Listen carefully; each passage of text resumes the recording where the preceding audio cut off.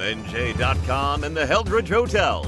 Welcome to the Rutgers Rant, your one-stop podcast for the Scarlet Knights. With your host, Steve Politi, and Rutgers insider Brian Fonseca. Let's start shopping. All right, everybody, welcome back to the Rant. Got a big show, our Purdue preview edition. We're going to talk about the Boilermakers, do our best to break down that game. We're going to dive into the big question of the week, the question du jour: what changes are coming in defense? We don't have a clear answer from Greg Shannon, but we're going to try to guess. And then our guest picker, Julian Pinnix-Odrick, will come on, talk about the early days of the Big Ten and make a pick. Brian, before we do that, though, sad news out of the Rutgers family. Mike Higgins Sr., father of football player Mike Higgins Jr., passed away over the weekend. Not just a dad on the team, but an all-around great baseball player for Rutgers in the early 90s, All-American, batted .370 senior year. This one's personal for me, I will say. I knew Mike when he was in high school. He was the first great athlete I covered. He was the three-sport star for the New Maroon Raiders when I was a Cub reporter, 15 years old, working for the Nutley Sun. He was just a great high school athlete, one of the best athletes out of my hometown, Nutley, New Jersey. But more than that, Brian, and this is why I remember him, why I want to mention him, because he was just all around good dude, treated me with respect when I was a young reporter. And that goes a long way. You know, it was a different time when maybe bullying was more prevalent in society. And he just always treated me with respect. I was so glad I got a chance to reconnect with him later in life, with watching how proud he was of his son. Yeah. It's another opportunity to reflect on, like, these kids are human beings and they have lives and families, and it's obviously really difficult to go through something like this and during the season as well.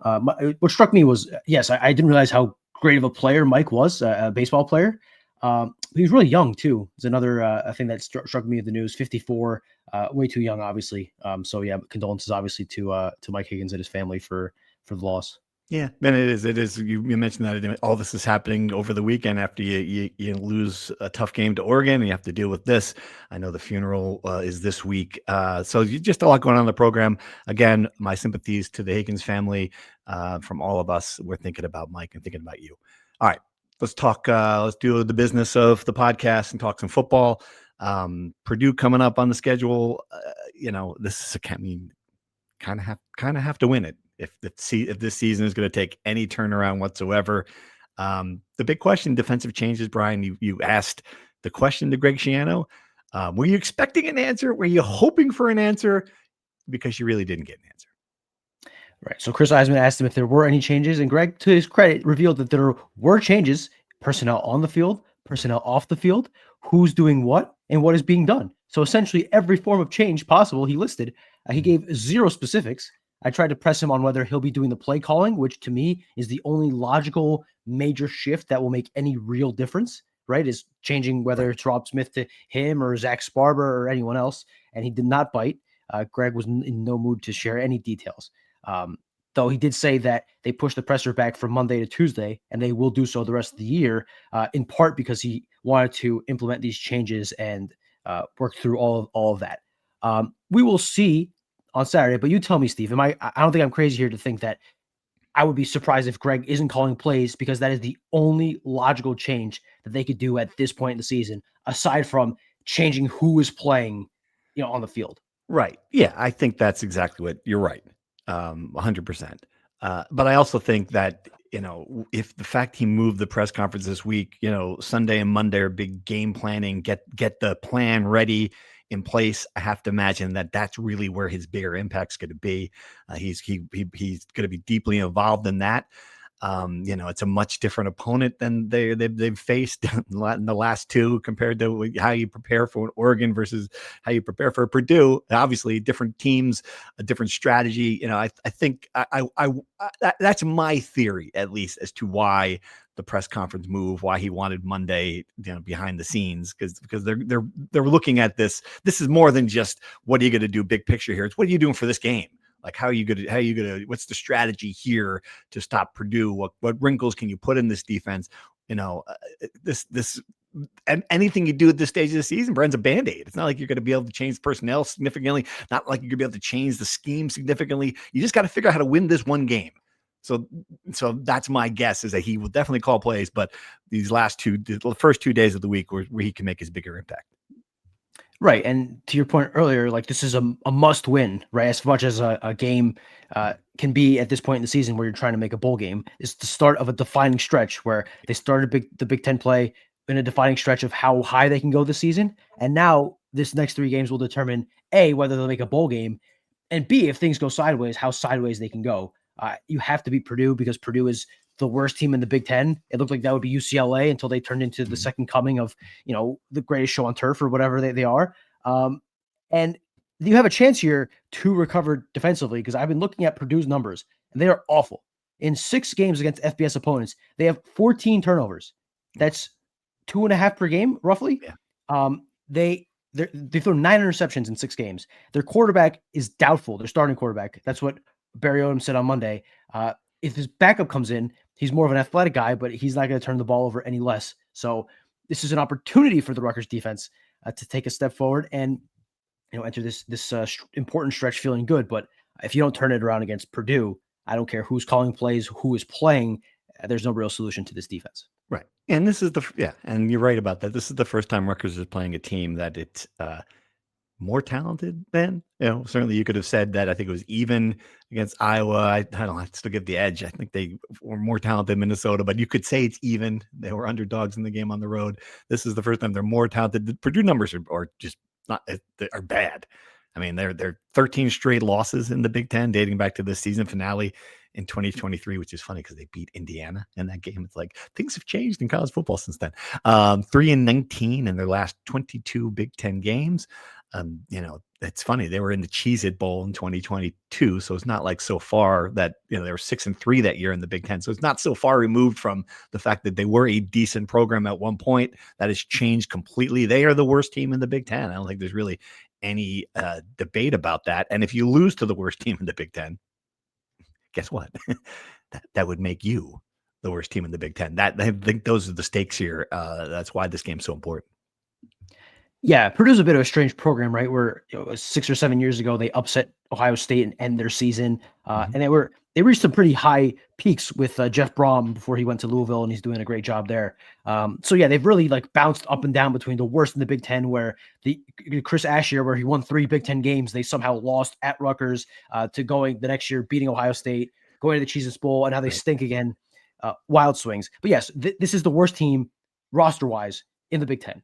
Rutgers cannot lose this game because Rutgers will have no more talent advantage, a bigger one, to your point, than this one, right? I would argue that they were slightly less talented than Iowa, roughly evenly talented with Minnesota, less talented than Washington, not in the same stratosphere as Oregon. Yeah. And the same will be said about Ohio State. And then Purdue, they are better than Purdue. I don't think there's any doubt about that. Illinois, they're probably slightly less talented. And then Penn State, they are not in the same stratosphere talent-wise, but Penn State is a husk, a shell of itself. So that'll be a pretty even game. The point being, we talked about this before. I don't think a bowl game matters, right? Making a bowl game, it's a marker, but at this point, the way the season's going, you have bigger issues if you don't make a bowl game or not. But if you want to make a bowl game, if you want to continue the streak, if you want to feel like you're at least not taking a step back from last year, you have to win this game, obviously. And then you go to Illinois next week feeling a little better about yourself and thinking you have a chance.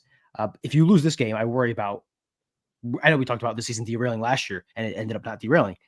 But if you lose this game, 1, you lose to a horrible team in and of itself. And 2, this is your first 5-game losing streak since 2022, since the last bad year they've had. Right. So it's a clear sign of going backwards if you lose this game. Right. Yeah. For me, this entire game comes down to, can this Rutgers defense stop a bad team? Right. That's the whole thing for me. And it was one thing, as bad as it was, you mentioned it a minute ago, as bad as 750 yards against Oregon was. I mean, there are like a dozen draftable players on the Oregon roster.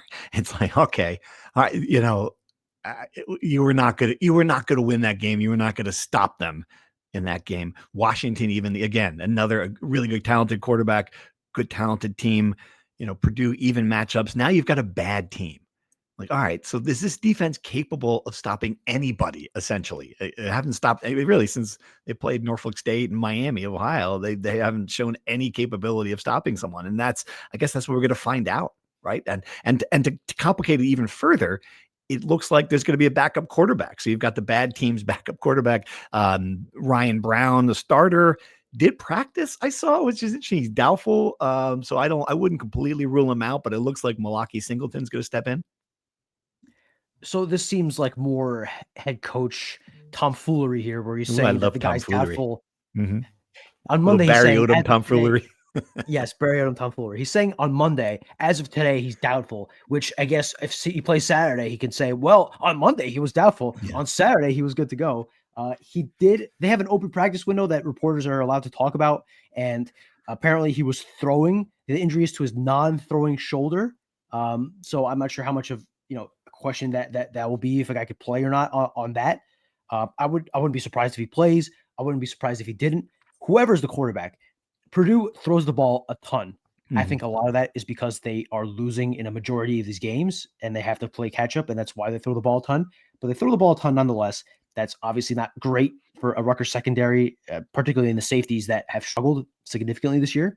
You probably don't want to be in a position where opponent, and then you have a pass rush that's not getting to the quarterback, so you don't want to be in a position where the opposing quarterback is dropping back, has time, and can throw the ball.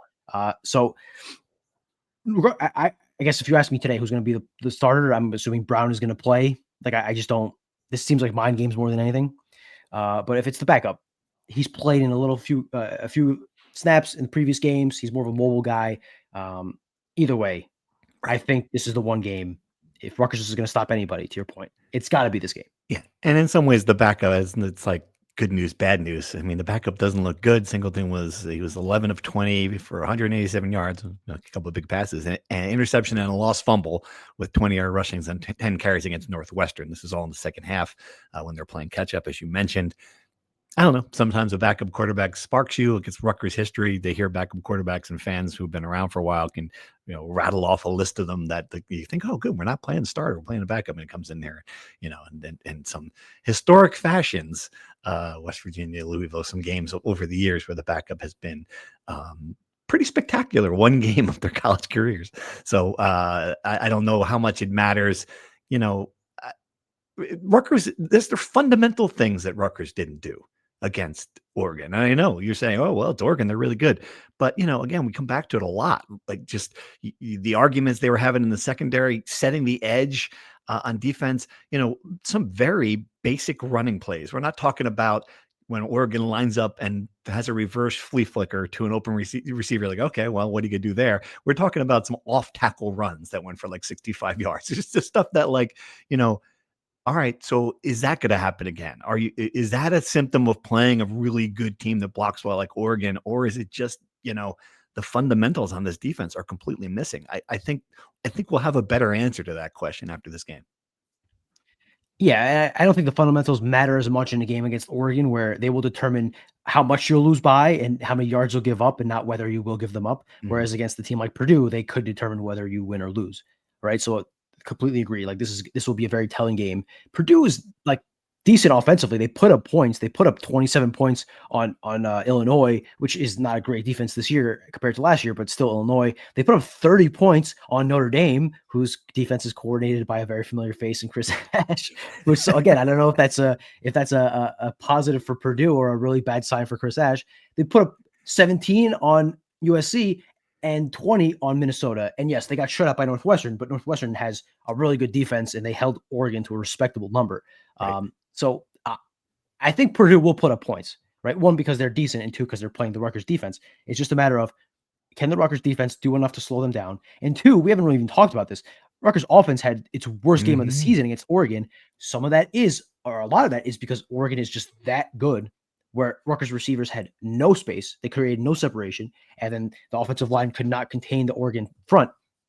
But was that just a blip because they played a really good team? Are they taking a step back? Are they getting worse and regressing as the season goes on? I think this is a game where you're going to need to score 30, 35 points to feel comfortable in the fourth quarter. Can they do that and bounce back in a road game in a must-win game? No, I think part of the answer to that question is Ian Strong going to play? We'll find out at 10 a.m. Eastern time on Saturday. Right. I mean, but that to me is a lot of it. Is he healthy? Is he able to play? You're right. The offense did look very out of sync, and I think you saw for the first time a really good secondary in Oregon with some NFL prospects and defensive line. Defensive Oregon was every bit as good as the offensive Oregon. I think that's part of it. Yeah, I think this is going to be very interesting. I think Rutgers got away with a lot of stuff offensively, throwing up jump balls against inferior defensive backs and those guys catching it. And, that turned out not to be a strategy against good teams. And I wonder, if he's healthy, if they can get back some of the mojo back in this passing game, they can get it downfield again, the DT Sheffield. I'd like to see that again. And is this a game? I wonder also, is this a game where, Antoine Raymond's going to get 30 carries, if they're just going to, do what they did to Oregon in 2020, which is one of my favorite Rutgers games of all time. Johnny Langan up the middle in the second half of a 37-30 win during COVID, just kept getting 3 yards per carry on every single run, just like watching it on TV in the middle of the pandemic. One of the weirder games in recent Rutgers history. I don't know. Like, is this where we see a ground and pound, a different style of offense? We're going to find out. Maybe, but I'm glad you brought that up because I was reading back stories we wrote during that game. 2020 was a weird time, but a lot of things struck out to me. One, Aaron Cruikshank returning a 100-yard kickoff for a touchdown, which might be the last time Rutgers has had a kickoff return for a touchdown in recent memory. Two, the fawning we did about that team in 2020. I think that we were just so relieved to see a football team that was competent in winning games that I was reading back and I thought I was reading a story about the 85 Bears and like all these great, like feel good. Like I'm writing about the 8 heroes and Cratch is writing about the 7 big plays. And you're writing about here comes Rutgers football. Dude, I was covering like I was in the crematorium writing about like burning bodies. I was happy to see football period at that point, man. I was in the freaking emergency room. I didn't care win or lose. Look, we're playing sports again. I was just like a giddy period. Yeah, of course. Fair enough. I'm just saying, whenever people dog us for being negative and all this stuff, I want to send them back to 2020 to read that stuff because you think Rutgers athletics was the shining example of excellence in college sports.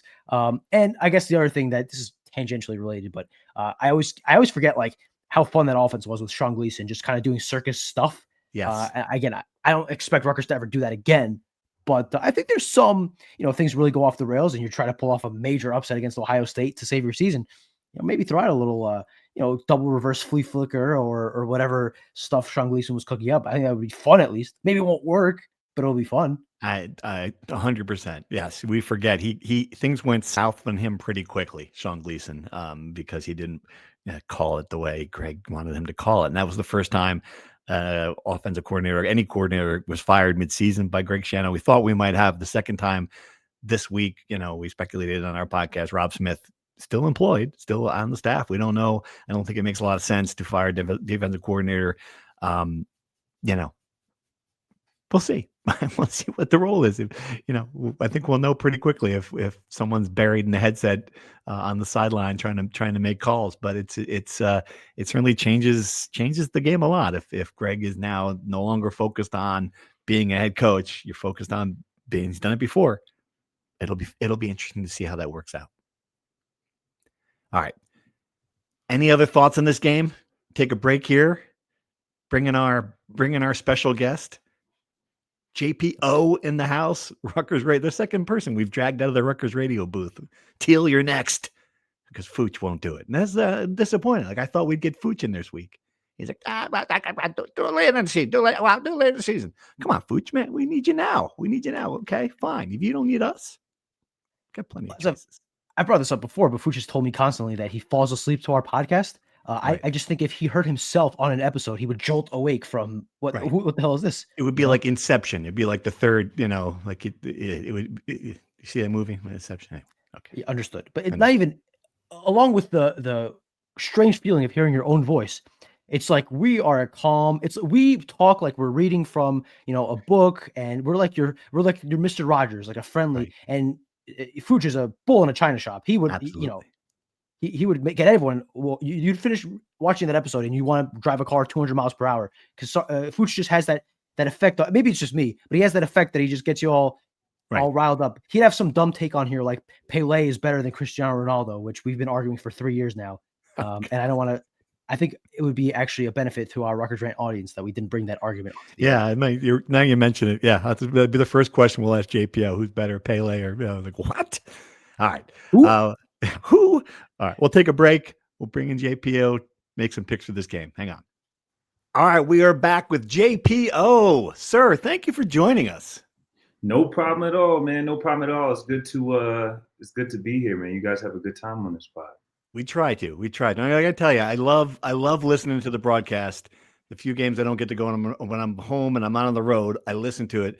Other than Fooch, I think it's really good. And my point in the broadcast though is like you're really good at this. Like you are a natural on radio, and I'm just wondering if you have you ever thought like this could be a career for me, like some of these guys. I mean, did you explore that at all?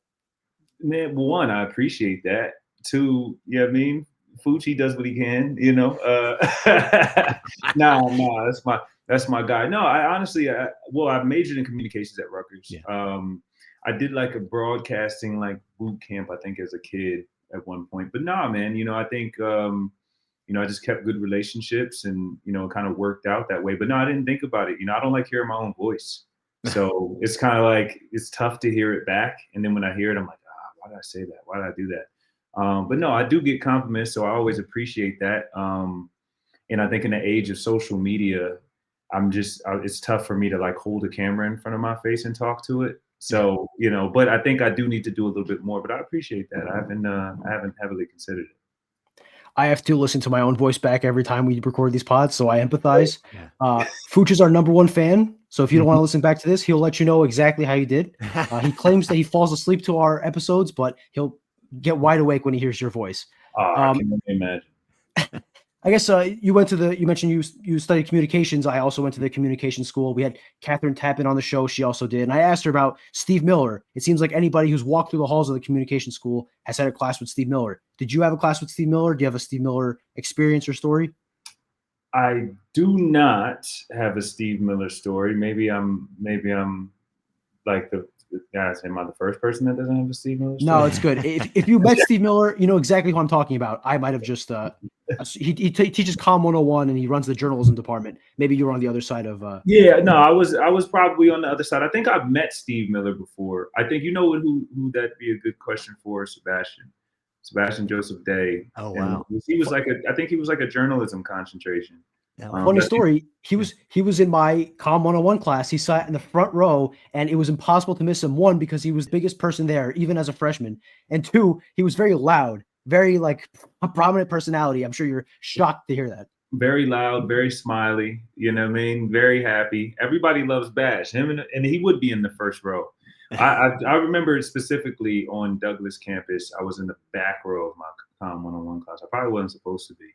And then I learned my lesson, kids. I started moving to the front, but no. But I love Comm, man. You know, I think I started with psychology. I thought I wanted to get in people's heads. And then I had to take like abnormal psych. And then I'm like, there's math and science. I'm like, no. Like, no, I'm good on this. That team has funny. That team and that class, the recruiting class specifically, you guys had a lot of really good talkers between Leonte. Darius was good with the media. I mean, that was really a unique situation where you all could have gotten into the media if you wanted to. Man, yeah, listen, you know, those all hail Don Bosco. They're all up at like getting media training on top of everything else they get up there in Bergen County. They are really good, man. They're sharp kids, and you know, I think we had a lot of personalities. Honestly, we had a lot of personalities, and you know, it's certainly interesting to see how recruiting changes because different coaches recruit different personalities based on theirs. So like, you can see which coaching changes we had based on the classes of kids and how they kind of changed in personality, which is absolutely hilarious. Like Coach Jim Panagos, who was my coach, my D-line coach for 4 years, he recruited us when we were at UCF, but when we committed, he wasn't the D-line coach. But it's funny, you can see the difference in personality between the guys he recruited and the guys he didn't. And then even after that, so like you kind of take the personality of your coach, or your coach goes and attracts their personality. Right. Well, speaking of recruiting, you were part of that blockbuster, 2012 class, and we had Leonte on here last week, and he talked about his experience of learning that Greg was going to Tampa Bay. I guess, one, what do you remember about being part of that class? There was a lot of hype, obviously, with you guys being the best class in school history. And do you remember where you were when you found out that Greg was going to the NFL? Yeah, I do. Well, one, being a part of the class was cool, but I'm not gonna lie to you, I was pretty weird with my recruiting process. Like I wasn't very tapped into it. I think a lot of other kids were. And I think especially when you're talking about like the parochials and all like those guys, I kind of I started playing high school or football in high school. So like I didn't get recruited to parochials. Like I had an older brother that, played at Penn State and played in the NFL, but like we just had he was very much like, I'm gonna let you have your own process. And so I was kind of checked. I had that recruiting process was interesting because I kind of had my mind made up where I wanted to go. So I didn't really explore probably as much. I thought I wanted to go to Penn State. Like that was it. That's the only place I wanted to go. Only place I ever dreamed of going. And the process was great. They were, Rutgers was the first school to offer me. I'll never forget. Coach Chris Hewitt came in and offered me. I was in the athletic director's office. My second offer was Maryland, and my third was Penn State.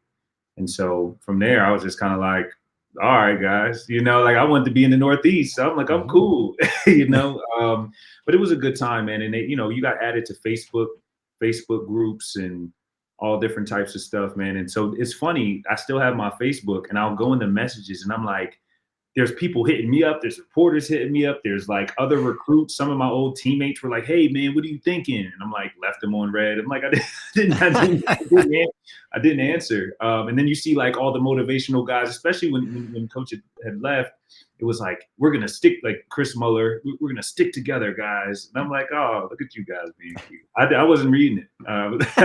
Just kind of, but yeah, and then to the second part, yeah, I do remember. I was in school, man, and I walked into my gym office and Coach Fiore at the time was like looking at the computer. I'm like, Coach, what's up? Like he called me down to the office. He's just like quiet. He's like, Coach left. And I was like, what? He was like, he's gone. And I was like, okay.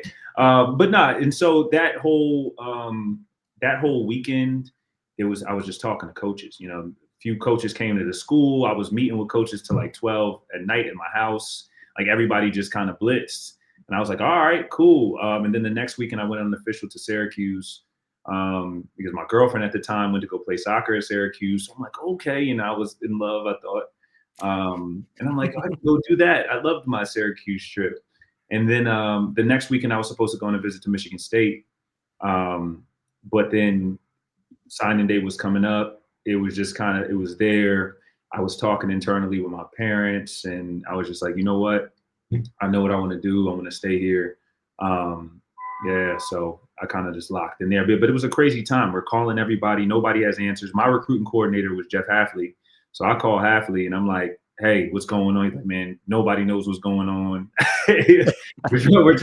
we're all trying to figure it out. Yeah. But it ended up well, man. We wanted to stay down, stay Jersey. I think, one of the good things about that recruiting process was that, I think guys kind of committed for the right reasons because everyone stayed, right? Like everyone was like, hey, I want to come do something new in Jersey. I want to go somewhere where people kind of believe in me and I'm from here. And in my personal journey, I got the offer from Penn State. But then I think what really got me was like, I wanted to have my own journey. My brother, grew up in PA. And so Penn State was his home state school. And then, Rutgers was mine. And they also wanted me to play O-line. And so I wasn't going to go do that. So it could have been, I would have been a good O-lineman. I probably think so. But I felt like Rutgers believed in me. I felt like I had made that commitment. And so I wanted to follow through with it. Yeah. Nice. Yeah. You mentioned Jeff Hafley. He could be the next coach of the Giants if things are going well. He got down there pretty quick in Tampa too. It was like my recruiting coordinator is gone too. It was like, right. Listen. He got me. I was one time I was had a verbal commitment and then I had kind of like thought about going on an official to another place, man. The Hafley called up. Like, hey, what's going on, man? He worked the Magic. Yeah, and I was guilty. I hung up the phone feeling guilty. I'm like, oh, what have I done? I've already committed. I didn't have too much knowledge of the game, man.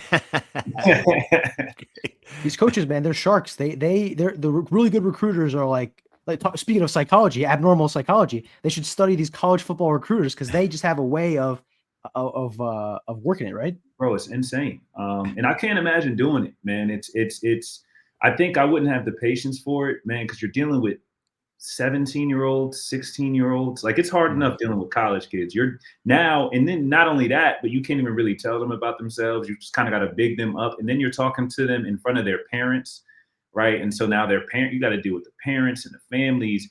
And not only that, you don't know if a kid's going to commit to you or if you even want a kid. You putting feelers out there, you offering this kid and that kid. I'm like, man, that's too much. And now with money, nah, bro. I'm like, y'all can have that, man. I don't envy that spot at all.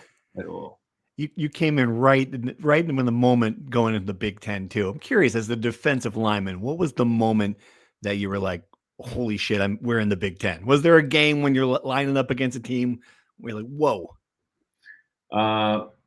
Yeah, I mean, no, would tell the public. Now, I think, it was interesting because so my first year we were in the Big East, right? I redshirted, and my second year I tore my ACL, so I didn't play. Right. So my first time playing college football was the season we were in the Big Ten, so I kind of hadn't known really anything else.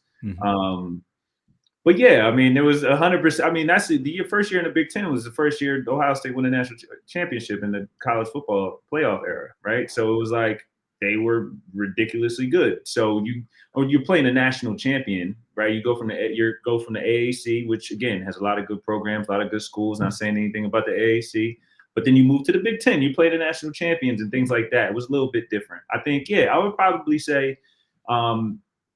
Yeah, I mean, the Ohio State game was a little bit different, just because they were just a really good team. I mean, the amount of hitters they had. I heard Leonte kind of make the comments about guys being, enamored at Ohio State. But I think any fan of college football, anywhere I was enamored at Rutgers when I came to the field. I used to, we played with Rutgers on NCAA, and they had the different color grass, and it was like, me and you had the block R. You kind of had these visuals in your head. And me growing up, a fan watching my brother at Penn State, like the Big Ten schools were just the schools I grew up watching.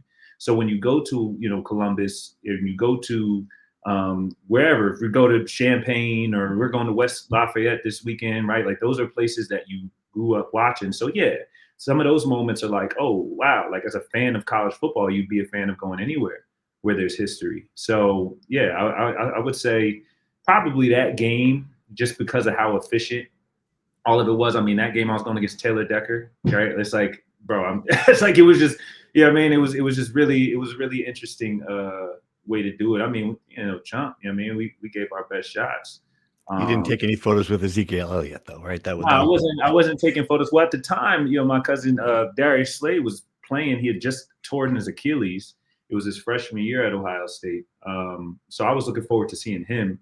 But I think a lot of those moments, man, I personally, I zoned out in games, right? So some people are very vivid and visual, and this is probably what make people better football players than me. Like somebody like Darius Hamilton would come off the field and tell you everything he saw. Yeah, I saw this. He's doing their blocking back. He's going over here. We're doing this, and that. Hey, why are we running this? We should be doing he's talking, and I'm like, yo, how did you see that? I'm just trying to get around the dude, and he's so. I think there's football IQ and there's all the different things that are kind of involved, and so. But yeah, I would say that. But yeah, man, once you start seeing some of these big linemen, and I don't know, and again, it was my first year playing college football, right? So when you going into a Minnesota, when you're going into a Wisconsin, where we had to go and we had to play Wisconsin that year with the Melvin Gordon. Jokers are just eating something different in the Midwest, man. It's not built. It's not like that out here. There's people walk down the street like that. So either way, yeah, man, there was a couple of good moments, man. But of course, the first Big Ten game we had was against Penn State, right? Which to me was just like a head trip. I'm like, yeah, I can't. They wanted me to play O-line. I can't wait. And still, I think the most electric game I played in that stadium. Unfortunately, obviously, it didn't go our way, but we got the next one. Right. Well, I mean, two things. One, we rep the AAC here now that Tim Pernetti is the commissioner. We can't say anything bad about. Yeah, shout out to Pernetti, man. And two, you did pretty well for yourself in the Big Ten. You are the last guy at Rutgers to have 5 sacks in a season. And not to make you feel old, your last game was 9 years ago. Is that crazy to you that streak's lasted as long as it has? That you're the last guy? Yeah, it's actually kind of nuts because it's funny. I get the notes from Jimmy Gill. He's like, "Yo, did you know that you're the last?" I'm like, "Yeah, man, we gotta get right. Come on, let's go D-line." Like, I was like, I think like 1 or 2 of those was against Howard. Yeah, I mean, like it wasn't like I was running through the Big Ten or anything. They still count. No, they definitely count. Respect to Howard. I love my HBCUs, but yeah, I mean, it is a little. It feels a little crazy. But look, man, it's tough. It's pass rushing is tough, and in order to rack up stats, you have to be in positions to pass rush. And unfortunately, over the years, we haven't necessarily been playing from a lot of leads, in situations, right? So if you're playing for a leader, and again, when we went 2-10, and we struggled on defense, we struggled on offense a bit our senior year, and so we're not going to be pinning our ears back, right, in pass rushing that often. So I think that plays into it, right, with some of the struggles over the years. But look, man, I pray that somebody can break that, which is actually kind of interesting, especially because Kamoko played another year after me, right? Sebastian played another year after me. Those guys should have been getting some sacks, man. All right, so you're sitting in the press box now. What do you diagnose this defense's problem, this current team? Man, it's tough, man. I heard JJ Watt. I saw a clip of JJ Watt talking about PFF and trying to figure, like, essentially he was just making commentary on. I don't think it was so much about that particular platform, but just it wasn't about that platform. But I think what he was really saying was it's tough to diagnose teams when you don't know what they're being told to do, right? So there's that. But I mean, there's obviously a lot that you can tell by watching a football game. I think this defense is just a mix of a lot of different people who haven't had a ton of time together. Like you're talking about not only a new DC. Now, obviously, Rob Smith has been here before. Was there my freshman year as well. Cussed me out, kicked me out of practice before, by the way. Tell that story. You can't bring it up and not tell it. What happened? What did you do? Kicked me out of practice before. Yeah, I had a bad first week freshman year. So yeah, we came in, and I think we went out. Our first game was in Tulane. For my freshman year, we played at Tulane, won in Tulane. So there was a couple of us that traveled my freshman year. So it was myself, Darius, Ruhan, Des Peoples, Leonte, Kyle Federico. I think we're the freshmen that traveled. But I was like third string behind like Marvin Booker and Khalil Blood at the rush position, but we still traveled. So we got back. So you have what's called non-travel lists, right? So when you don't travel, there's a whole group of people that they work out together. They might work out on the Saturday that you're playing, and when you travel on it, when the team travels, like you work out on that Friday, like you have a different workout schedule. But we traveled, right? Like you would think that non-travel, travel, non-travel, travel, but we traveled. We were on the plane, and we were told that we didn't know that we had to go to the non-travel lift still because we were freshmen, and that we didn't play. So that morning I missed the lift. That morning I was late to the lift because we didn't know that we had to be there. Then I also, in that practice I think it was Howard week was the next week, but Howard did a lot of read option. So at the rush position on the Rutgers defense, or at least Rutgers defense of old, I'm imagining it's similar now. When you're doing a zone blitz, the rush position, the defensive end, drops into coverage often. So they have like different rules when it comes to like read options and things of that nature based on the play call. So it's kind of tough. Like one play, you might be the quarterback player. The other play, you're a dive to quarterback. The other play, you're a dive player. So I didn't really understand this as a freshman. And I'll never forget, I'm like, yo, we're in group period. And that morning I missed the lift. I think it was a Tuesday or something like that. That morning I missed the lift. Later that day, I think I was late for class. I missed book check. It was just a bad day for me. But then I was on the field and I asked Khalil Glaude, I said, yo, I don't really understand this rule. What do we do? He's like, man, just do this. When they block down, just do this. I'm like, all right, cool. So I'm like, I go out there with the threes. I run out there. I'm like, let's go. You know what I mean? I'm out on the field, group period. I go the wrong way, listening to KG. And they're like, what are you doing? What is 53 doing the wrong thing? I don't ever want to see him on my field. Get him off of my field. He probably would never remember this. Get him off of my field. I was scarred forever as a freshman. And I'm like, I don't ever want to see him on my field again. And then it ensued after that terrible day I had after that. I missed class, or I was late to class. I missed book check. I shortly thereafter got kicked off the travel team. I was like non-travel again. Then I think I earned my way back by like playing on scout team. You were on a roll there, man. That's some day. That is some day. Listen, man, I struggle with organization. But I got whipped into shape real quick. You know what I mean?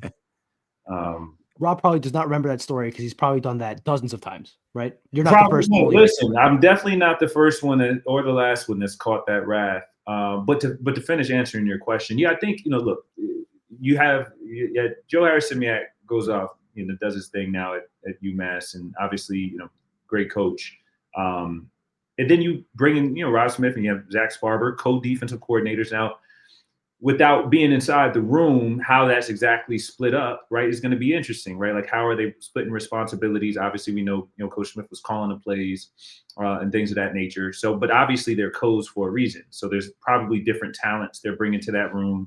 And then you talk about the transfer portal. I mean, at every level, I guess except the linebackers, the transfer portal was affected. There's guys who just didn't, in this era, you just don't come up in the defense. Like, by the time I was in my third year, however the results kind of played out, I was in the same defense. Now, I played a different position every year, which is another story. But I was in the same defense. And so the calls, the alignments, the tags, the signals, the timing, all that stuff you've been seeing for a long time, and not to mention the people you've been playing next to. And so I think what we're seeing on defense is a lot of different pieces coming together at one time, trying to play together. And on top of that, you playing a tough conference, and then if you could be together all 3-4 years and still struggle on defense. Now imagine that with a lot of different names, a lot of different people. You got a couple different coordinators. So it's probably a lot going on. And even at the defensive line, there's 3 different coaches so that are coaching defensive line. So again, not to say what's working and what's not working, but I can imagine part of the struggle is just guys meshing and having to have that time together. But it's just the nature of college football now. And then I think, just really kind of what Coach alludes to is alignment and assignment. I think there's a lot of times where it seems like guys are a little bit out of position. Guys just are jumping places and like losing. If it's losing contain, a lot of the times it's just not reading the key the right way and those moments. But then you see stuff like Washington, where you have a few drives where you're like, whoa, like these guys are shutting it down. They're getting in the backfield. They're making plays, right? And then it kind of like gets sporadic. A guy trips in the back end, and then, a guy catches a great ball, and then your confidence is shot. And then now you're kind of playing on your heels, and then it feels like, all hell breaks loose. So, I don't know, man. It's probably a ton of different things, but immediately I'm just like, yeah, this isn't a team defense that's been playing with each other since freshmen. And I haven't played for, how many DCs I played for? 4? Haven't played 4. Haven't played for 4 different DCs. The identity of your defense has to run through your DC, right? And so if you're changing that, it's going to be tough for any team, right? And that's just the nature of ball.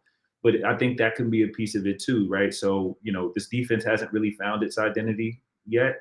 You probably hate to be saying that, 7 games in. But at the end of the day, it's just the reality. And I think Coach understands that. And I think everybody is kind of seeing it. The games are bearing that out. And so, I don't know. I'm expecting some big splashes apparently this week. So we'll see what's up. All right, let's go there. You're our guest picker. We got Purdue plus 2.5. Scarlet Knights are favored on the road.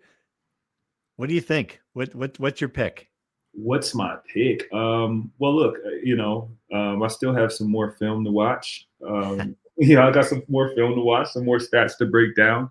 But Purdue is struggling, man. You know, I listened to kind of their beat guys kind of talk, and they're just like, and it's funny though. Actually, it kind of feels like a mirror. Everyone, they're like, Right. and then you hear people talking like, listen, man, this is our week. Like, if we're gonna win one, it's got to be Rutgers homecoming against Rutgers. I'm like, yo, we got to dog these guys now. But I think they're struggling. Look, they're gonna be playing a backup quarterback, but they got a backup quarterback can run. You know what I mean? We know we've kind of struggled against that.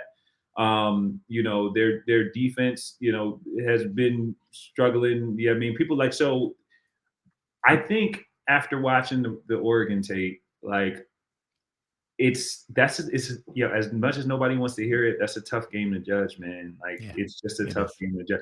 Like, their Oregon is very good. They're good, and I think they know what winning tastes like. They kind of understand the DNA of putting the team away and just kind of, because if you look at the first couple of drives, especially offensively on the Rutgers side, it's not like Ethan didn't have time and they were just all over us, and it was like, oh, that guy wasn't there. They were strapping on the back end. Hey, if he saw this guy over here, that would have been a play. Like, it's not like we were just getting completely crushed across the board. Now, eventually you get a score like that, you just got outplayed. But I would say that against a Purdue team, like, you got to imagine, this is a Rutgers offense that we've seen come out and spark up games, right? So I think coming out of that game, on the road against a team that's struggling, I think the contrast between what we saw in Oregon and what we're going to see in Purdue is literally opposite ends of the conference. So I would expect this Rutgers offense, once they come out and like, oh, wait, okay, get your sea legs under you again. Okay, got you. You know what I mean? Throw one to Duff and you kind of get guys back in the game. I think they'll start quickly. And I think this defense, along with Coach Schiano's changes, whichever those are, and I think I don't know, everyone can speculate. I mean, it might be him calling plays, might not. That on top of the changes we've already seen, I've seen more zone in that Oregon game, right? Like, things are changing. Like, they're adjusting to try to like fix some of the woes, right? Because traditionally this is a Rutgers defense that's man coverage, right? Coach Schiano wants to play bump and run coverage. And it's like, if you're on the corner out on the island, hold on. Because this is like we putting you in man. But we saw last game, we saw some zone. We saw them trying to take the pressure off of the DBs. I mean, but Dante Moore threw some good balls. The receivers are very good. And now you making adjustments mid-season on top of all the different things changing. Now we're making adjustments. You know, and so guys are going to have to figure that out. But prediction-wise, I see Rutgers doing well, man. I think I got Rutgers winning by at least. I got Rutgers winning by at least 14. Okay. That's a little crazy. I mean, optimistic. I'm very optimistic. I think the defense shows up a little bit better. I think the defense will show up a little bit better, at least the D-line as well. I think the D-line, we've made some changes. Jordan Thompson went to the nose guard position, which, again, nobody's ever really going to talk a ton about, but that's a big deal, especially when you start blitzing. What you have to do from that tilted nose in order to blitz effectively. You know, I'm looking forward to kind of getting the linebackers back in it. You know what I mean? I think Dario Jabome, you know, I would love to kind of see him get more involved in some of these plays. You know, Jet Elad, I think right now is leading the team in tackles, which is never really extremely great, depending on the defense, right? We blitz a lot of guys, but you don't want your safety kind of being that guy. So I think the defense has an opportunity to step up. I think they showed some really good things kind of at the beginning of the game that got away from them. There's one or two guys that were just out of position, plays broke. So I think whatever adjustments coach is going to make on top of just kind of a dilapidated morale of a Purdue team, it can make some big plays in the beginning. So, you know, I'm saying 2 touchdown favorite. I think Rutgers can score 30 points, but I'll probably say something in the realm of is 28-14 crazy? Like, I think, or should I just say something a little bit more complex? Like, what's 27 minus 14? I wasn't a math major. We got 27-13. 27-13. Okay. Yeah. 27-13. Okay. I know I disappeared. I agree with almost everything you said. I think Purdue is looking at this game as the one chance they have of getting off the schneid. They haven't won a Big Ten game since 2023. They've been the worst team in the Big Ten for almost 2 years now, and this is their chance of looking at another 0-4 team coming to town. It's homecoming. I don't think they win. One, because to your point about Oregon having the taste of winning, this team in Purdue has the complete opposite. They don't know how to win a game because they haven't won a game in so long. Their offense is completely shoots itself in the foot. Coach Jen always talks about turnovers being kind of the thing they want to make and the thing that can kill them offensively. Purdue commits almost 2 turnovers a game, and I think that's a formula for the Rutgers defense to bounce back, whether that's a couple of interceptions, which I think will happen, whether that's a fumble like Oregon. And I think the offense will bounce back because, to your point, this is the exact opposite of what Oregon's elite, athletic, fast, strong defense was. And I think they're kind of itching to bounce back after a couple of rough games. So I think I'm almost exactly where you're at. I just think there'll be more scores on both sides. I'll go something like 38-27, something like that. I think it'll be a high-scoring game. But I also thought it would be 58-51 last week, and I only got half of it right. That's true. Look, man, that's a good score too. I kind of take that. Yeah, I gave a lot of faith to the defense, maybe more than was warranted. But look, man, I hope I think those guys can. I gotta hope that those guys will get it together, man. We'll figure it out. I'm taking Purdue 31-24. Good night, everybody. No, I'm kidding. No, I'm just I'm gonna slip that in there. Yeah, I saw some things that against Oregon that it was not just the fact they were so much better. There were just some fundamental mistakes that this defense keeps on making again and again and again. And I just don't have faith in them stopping anybody at this point. We'll see. I mean, let's do it. Let's see if they can stop a bad team. And if they can, maybe that'll turn the season around. But right now, I just have a hard time. And I think a Purdue team that recognizes they need to win this one to not go on the schneid again is a highly motivated team that's going to show up. So those are my concerns. We'll see. What's the score? What you pick? So you seriously picked Purdue? I picked Purdue 31-24. 31-20. Oh, do you think Purdue's going to drop 30? Listen. They dropped 27 against Notre Dame, I think, right? Listen, man. Look. Man, listen. They ain't just get shut out. Look, now Northwestern is a good team, too. But we almost got shut out as well. I hear you. But listen, we go. They haven't won it. How long since they won the Big Ten game? Amazingly, the last team they beat, November 2023, was Indiana. Indiana lost to Purdue 2 years ago. They hired Kurt Cignetti, and now they're the greatest team, maybe of all time. Don't quote me on that. But they got Kurt Cignetti. They shook up the whole everybody. They look at Indiana. Yo, look, Indiana. Look how Indiana. They for the last team Purdue beat. They get crazy. Nah, man, I can't take that one, man. They got us on homecoming. Like, I'm sure Oregon was pissed coming in Rutgers. Like, they got us on homecoming. We just lost. Like, might have been a mistake. Yeah. National gone. I can't imagine just the kind of bulletin board material they was probably playing over there. But nah, man, but now Rutgers has a chance to go ruin the homecoming. Look, and if I'm in the Rutgers locker room, I'm saying, look, bro, every team is really marking you off. Like, Purdue really hasn't won a game in the Big Ten in 2 years. And they said, yo, here's our shot. Their fan base is like, the rest of the schedule, but Rutgers this week, guys, we can show some stuff. Like, they're literally saying we expect to lose the rest of the game, but Rutgers, nah, we can't have that, bro. Can't have that. All right, really quick before we let you go, what are you doing now with your life? You work for Verizon. You have a day job. You're not just a broadcaster. Tell us about what you're doing now, what your plans are. What do you want to do? Yeah. Look, man, I'm trying to do a whole bunch of things. You know what I mean? Eventually, I just want to get to the point where I can make deals and play golf.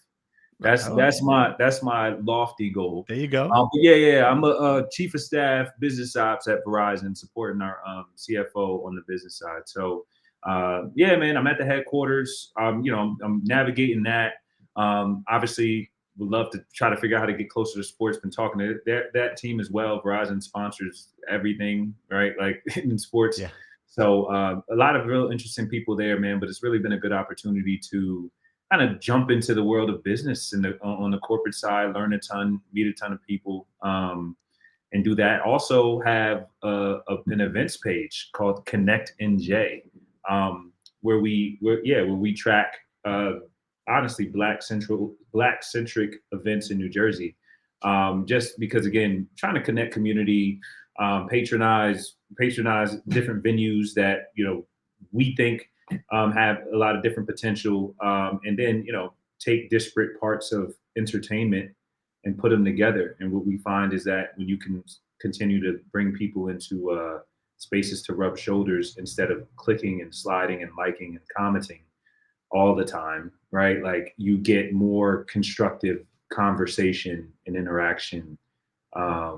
So I think as much as I love commenting, clicking, as much as everybody else, I think real life things like sports brings people together in really good ways, and hoping to do that kind of through that avenue as well. So yeah, man, got a few things. I was doing that as well with Dorian Miller and Michelle Miller. Dorian Miller, former Rutgers captain. Nice. So, another good talker. Yeah, look, man. Steve's. Come on, we got to do it up here in the Northeast. You know what I mean? That's what I said. They always talk Big Ten versus SEC. I'm like, yo, we need to why don't we do like football team debates, and then like really let's get the Big Ten and SEC teams up on like a Jeopardy or like a Family Feud or something. Right. Yeah, awesome. You just destroy Oregon on the feud. That's it. Done. Just get them out of here. We'd be like, get out of here if I use a compound word. All right. JPL, this was awesome. We really appreciate you doing this. Thanks for joining us. Are you going to West Lafayette? You're going to be out there or no? Yeah, man, of course, you're going to be out there. Of course, you're going to be out there. We'll find a good little restaurant. You know what I mean? Have a drink. With the guys. Shout out to the team. You know what I mean? Chris Carlin, Paul Schrager, Pooch. Yeah, man. Shout out to you guys too, man. This is awesome. Always, have a good time listening to you guys. All right. Well, we look forward to listening to you while you're out there. And that's it for this show. We'll be back after the Purdue game to recap it. Thanks for listening. Thank you for listening to the Rutgers Rant, sponsored by the Heldridge Hotel. Head to nj.com/Rutgers for more Scarlet Knight content.